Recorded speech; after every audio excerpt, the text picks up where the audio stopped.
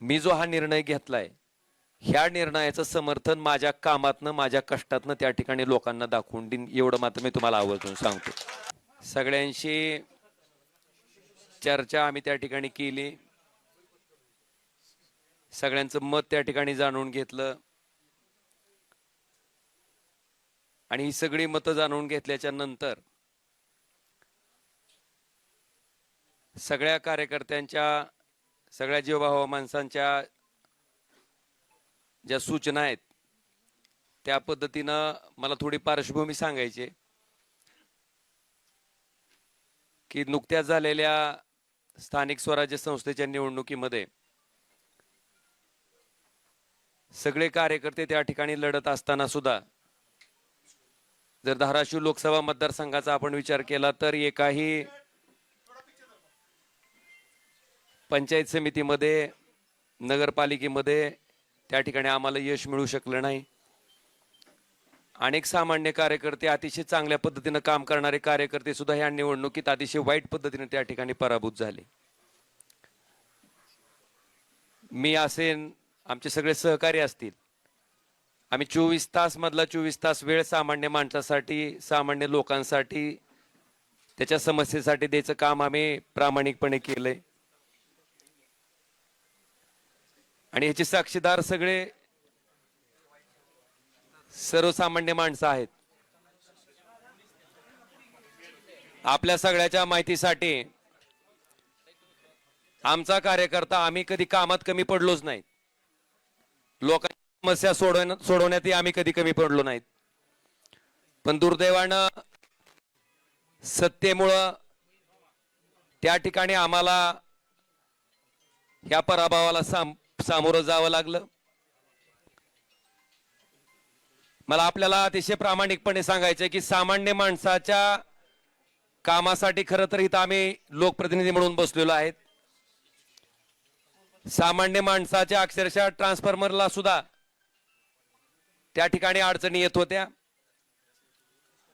आज सगळ्यांच्या माध्यमातून त्या ठिकाणी आम्ही निर्णय घेतलाय की शिवसेना पक्षात त्या ठिकाणी आम्ही जाणार आहेत.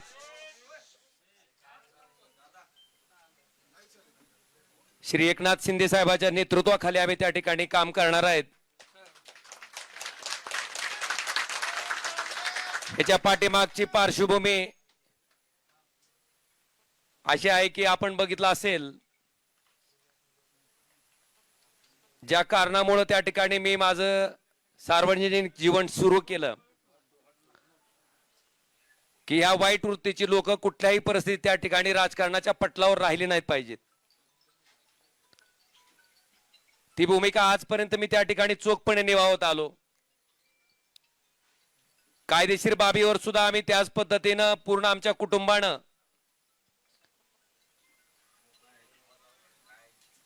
महाराष्ट्र पोलीस जे तपास करत होते, कळंबोली पोलीस स्टेशन जे तपास करत होते, ते दबावाखाली करतंय आणि इथून आम्हाला न्याय मिळू शकत नाही. म्हणून हा तपास सीबीआय कडे वर्ग करावा अशी मागणी, अशी याचिका हायकोर्टात केल्याच्या नंतर या हत्याकांडाचा तपास त्या ठिकाणी सीबीआय कडे वर्ग झाला. 20 वर्ष अविरतपणे न्यायालयीन प्रक्रिया चालली.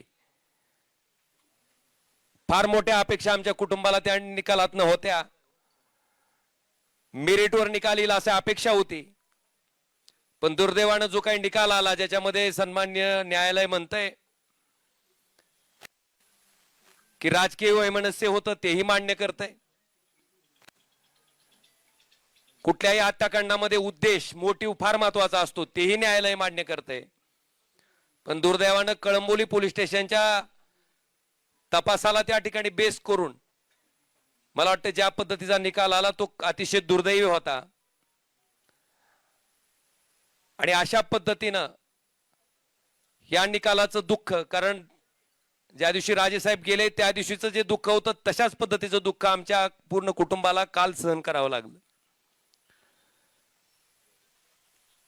मला वाटतं ह्याच्यामध्ये एक माणूस त्या ठिकाणी सक्षमपणे आमच्या पाठीशी उभा होता आणि त्यांनाही ते पटलेलं नव्हतं. काल ज्या पद्धतीनं निकाल आला त्याच्या बाबतीत सीएम साहेब, देवेंद्रजी फडणवीस, श्री एकनाथ शिंदे साहेब यांच्याशी माझं बोलणं झालं. त्यांनी अमित शहा साहेबांबरोबरही माझं बोलणं करून दिलं. आम्ही त्यांना इतकीच विनंती केली की साहेब आम्हाला कुणाचा फेवर नको आहे, पण आम्ही जे संघर्ष मागच्या 20 वर्षापासून करतोय, फक्त न्याय मागतोय, तो न्याय आम्हाला मिळवून द्यावा ही आम्ही कळकळीची विनंती त्या ठिकाणी केली. आणि आदरणीय एकनाथ शिंदे साहेबांनी स्वतः समोर येऊन स्टेटमेंट दिलं. आणि सीबीआय त्या ठिकाणी माननीय हायकोर्टात या प्रकरणाबाबतीत अपील दाखल करणार आहे. अपेक्षा इतकीच आहे की केसच्या मेरिटवर त्या ठिकाणी जो न्याय त्या ठिकाणी डावलला गेलाय तो आम्हाला न्याय मिळावा.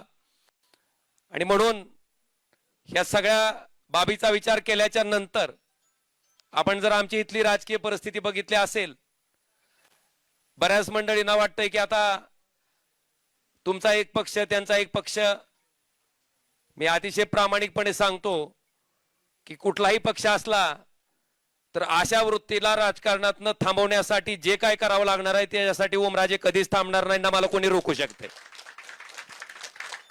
आज ज्या सत्तेची ताकद घेऊन त्या ठिकाणी आमच्यासारख्या सर्वसामान्य कार्यकर्त्यावर जो अन्याय होतोय, आज गावागावातल्या माणसाला त्या ठिकाणी थांबवलं जातंय. अनेक लोकोपयोगी कामं आहेत. खासदार म्हणून त्या माणसाला वाटतंय की बाबा खासदारांना आमचा ट्रान्सफॉर्मर द्यावा, खासदारांना आमच्यातलं अमुक काम करावं.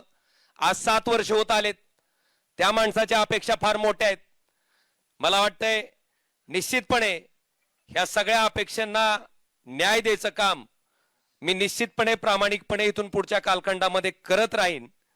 आणि आपल्या सगळ्याच्या माहितीसाठी सामान्य माणूस ओमराजेला ओळखते. 2009 पासून ते आजपर्यंत, 2006 पासून ते आजपर्यंत त्या सामान्य माणसासाठी मी काय काम करतो हे सामान्य माणसानं बघितलंय.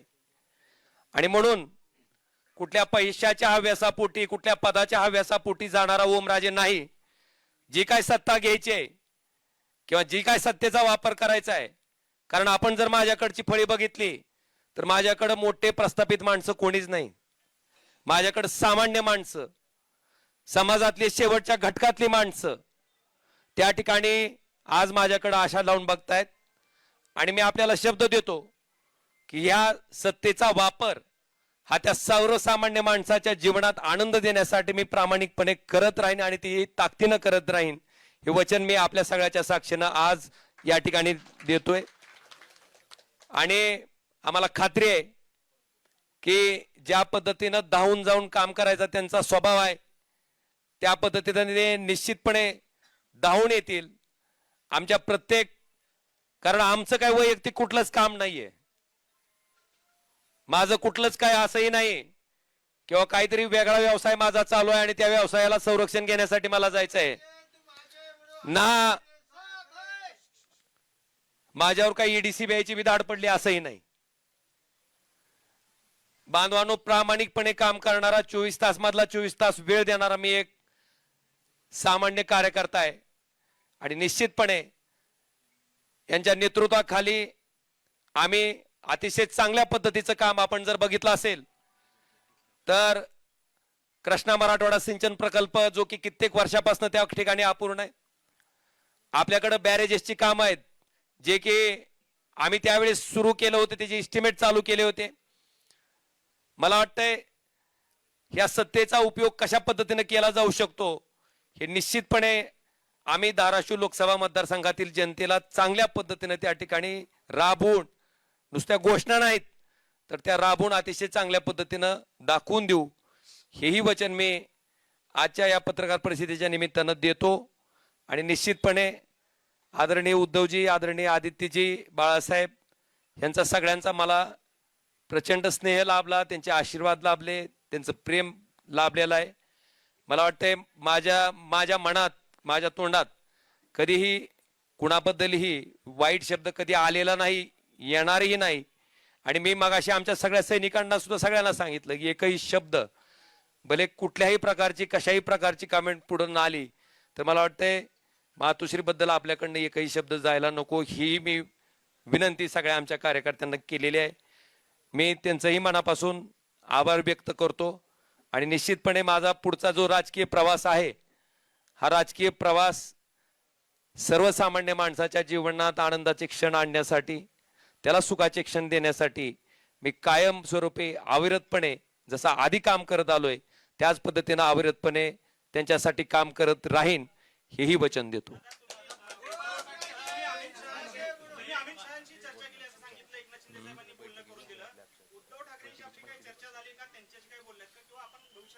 काय काय म्हणले?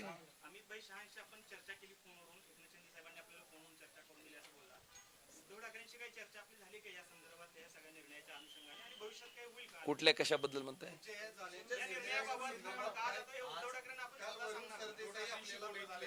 मला वाटतंय आता एक लक्षात घ्या, माझी जी काय भूमिका होती, मी ज्या पद्धतीने ठरवलं होतं, मी ज्या पद्धतीने सांगितलं होतं त्या पद्धतीने मी आपल्या सगळ्याच्या समक्ष मांडलेली आहे. आणि माझी आपल्याला इतकीच विनंती आहे की आम्ही काय बोललेलो असेल तर निश्चितपणे तुम्ही त्याची बातमी करा, त्याच्याबद्दल काही दुमत नाही. पण न बोललेल्याही बातम्या त्या ठिकाणी चालवल्या जातात आणि विनाकारण कुणाबद्दलही गैरसमज त्या ठिकाणी निर्माण केले जातात. तर फक्त तेवढ्या गोष्टी घडून येत. आज मला जे काय बोलायचे मी बोललोय आणि मला एवढंच सांगायचंय, मी बोलण्यापेक्षा मी जो हा निर्णय घेतलाय ह्या निर्णयाचं समर्थन माझ्या कामातनं माझ्या कष्टातनं त्या ठिकाणी लोकांना दाखवून देईन एवढं मात्र मी तुम्हाला आवर्जून सांगतो.